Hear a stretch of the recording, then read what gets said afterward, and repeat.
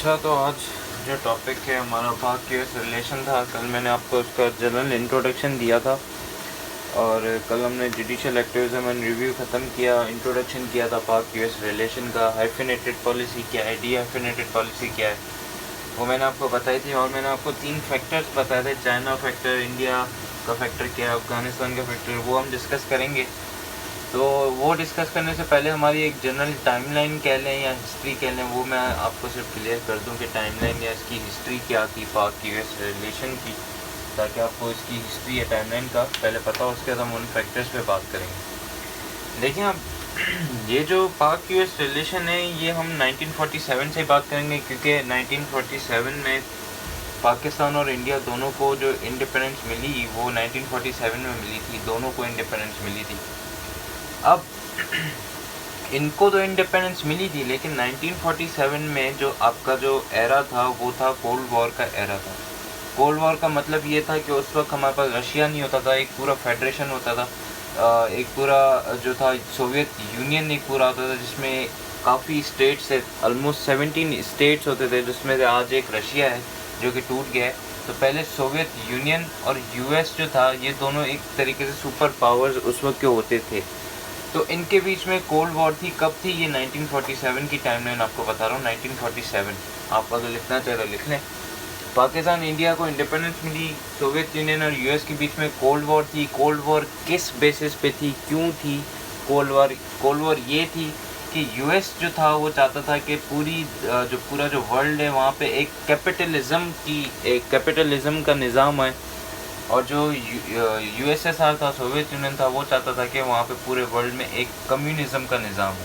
Capitalism communism क्या है ये मैं आपको एक्सप्लेन करता हूँ, लेकिन यूएस जो है ये चाहता था कैपिटलिज्म है, और जो सोवियत यूनियन है यूएसएसआर ये चाहता था कि कम्युनिज्म की गवर्नमेंट है।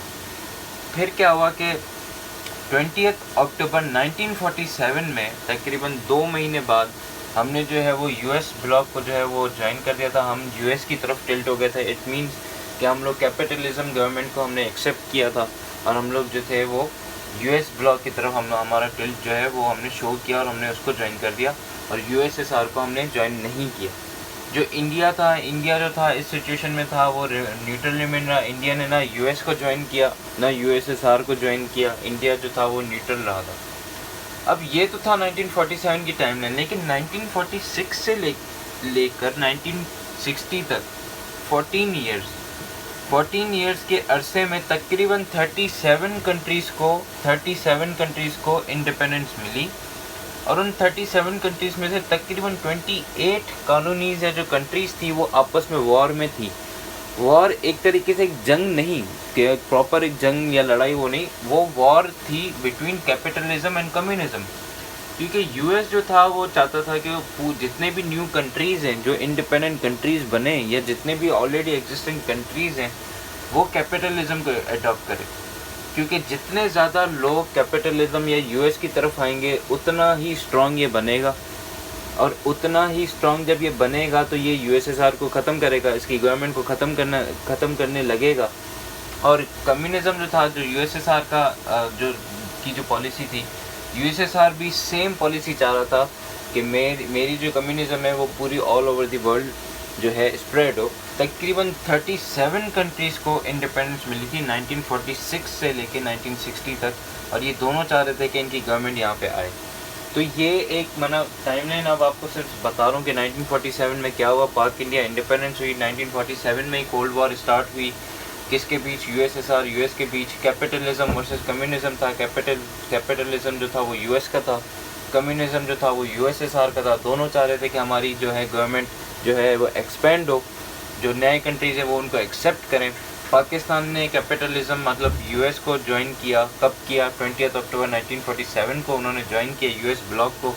इंडिया जो था वो न्यूट्रल रहा। इंडिया ने किसी को ज्वाइन नहीं किया, ना रशिया को किया, सोवियत यूनियन को ना उनको किया, और ना ही उन्होंने पाकिस्तान को यूएस को उन्होंने ज्वाइन किया। और तकरीबन 1946 से 60 तक 14 साल के दरमियान 37 कंट्रीज़ को इंडिपेंडेंस मिली। उनमें से जो 28 कंट्री थे वो एक दूसरे के साथ एक वॉरफेयर में थे कि either they should join capitalism और कम्युनिज्म। कुछ लोग कह रहे थे कि हम कैपिटलिज्म को ज्वाइन करें, कुछ लोग कह रहे थे कि हम कम्युनिज्म को। एक प्रोटेस्ट था, एक वायलेंस था। उनके बीच में। तो ये मतलब 1947 का सिंपल सिनेरियो ये था। अब कैपिटलिज्म क्या है, अगर ये आप टाइमलाइन लिखना चाहे तो काइंडली लिखते जाइएगा, क्योंकि मैं जो हूँ वो टाइमलाइन जो है वो जल्दी जल्दी से बताता जाऊँगा। और 1947 से हमारी ये शुरू हुई। अब कैपिटलिज्म क्या है, कैपिटलिज्म देखें इसका सिंपल अगर मैं लफ्ज़ों में बताऊँ, कैपिटलिज्म ये होता है कि सिंपल लफ्ज़ों में कहूँ ना, एक प्राइवेट ओनर, फॉर एग्जांपल कि अगर मेरे पास एक फैक्ट्री है, मेरी खुद की फैक्ट्री है, मेरे पास एक फैक्ट्री है, या मेरे पास भले 10 फैक्ट्री हो, लेकिन वो 10 की 10 फैक्ट्रीज जो हैं उनका सिर्फ एक ही मालिक हो, वो मैं हूँ, प्राइवेट ओनर मैं हूँ, वो किसी और के नाम पे नहीं हो, वो 10 की 10 फैक्ट्री मेरे नाम पे हो, तो इसको हम कहेंगे कैपिटलिज्म के प्राइवेट ओनर होगा यहाँ पे एक, भले उसके पास 10 फैक्ट्री हो, 20 हो, 100 हो, लेकिन उसका ओनर एक ही होगा, प्राइवेट होगा, प्राइवेट ओनरशिप होगी, एक ही बंदा होगा। ये था कैपिटलिज्म का कॉन्सेप्ट जो कि यूएस प्रमोट कर रहा था। दूसरी तरफ जो कॉन्सेप्ट था वो कम्युनिज्म था,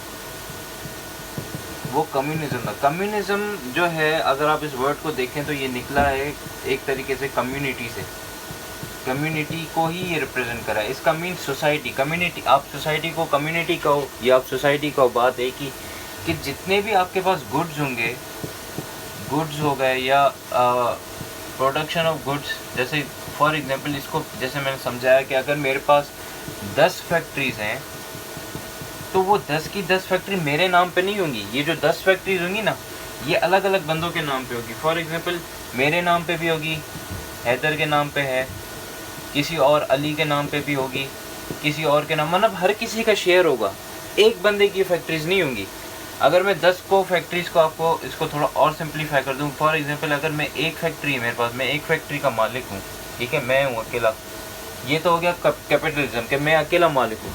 अब एक फैक्ट्री हो, उसमें मैं भी हूँ, अली भी है, कोई जैसे 10-20 और बंदे, तो उसको कहते हैं हम कम्युनिज्म, कि आपकी कम्युनिटी ने उसको ओन किया हुआ है, हर किसी का शेयर है, हर किसी का उसमें मफाद है। एक घर है फॉर एग्जाम्पल, एक प्रॉपर्टी है, वहाँ पे 100 बंदों का शेयर है, उसका भी होगा, ए का भी होगा, बी का भी होगा, सी का भी, हर किसी का शेयर है, उसको हम कहते हैं कम्युनिज्म, कि कम्युनिटी का शेयर होगा, सोसाइटी का शेयर होगा, हर जगह पे होगा, जो भी प्रॉपर्टी होंगी, जो भी प्राइवेट मीन्स होगी, जो भी गुड्स प्रोडक्शन के मीन्स होंगे, वहाँ पे आपकी कम्युनिटी का जो है वो स्ट्रॉन्ग होल्ड होगा, कम्युनिटी को आप जो है वो शेयर होगा कम्युनिटी का हर जगह पे। कैपिटलिज्म में जो है वो प्राइवेट एक ही ओनर होगा, माना एक फैक्ट्री है तो वो उस एक फैक्ट्री जो है वो उस एक स्पेसिफिक बंदे की होगी, किसी और की नहीं होगी, वो उसी बंदे की होगी, उसके कोई 10 बंदे नहीं। इसमें आपके जितने भी होंगे कम्युनिटी, 100 बंदे हों, 200 हों, 300 हो, 400 हों, वो भले एक फैक्ट्री हो ना, उन सबका उसमें शेयर होगा। तो ये था कॉन्सेप्ट यूएसएसआर का कि हम कम्युनिज्म लाएंगे। ये कैपिटलिज्म जो था ये यूएस का था, उसमें प्राइवेट ओनरशिप थी, इसमें कम्युनिटी जो थी वो पूरी खुद ओन कर रही थी कम्युनिटी। ये था capitalism versus communism, in simple terms ये था, ठीक है। अगर इसमें कोई बात नहीं समझ आया तो काइंडली मुझसे पूछिएगा, मैं इसको रिपीट कर दूंगा। अब हम लोग आए थे फिर से बैक टू टाइमलाइन।